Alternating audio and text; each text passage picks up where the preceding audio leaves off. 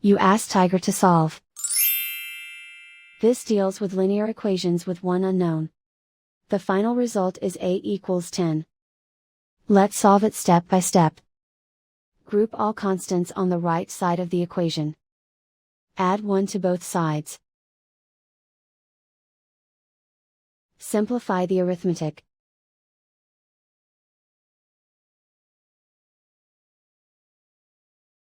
Isolate the a.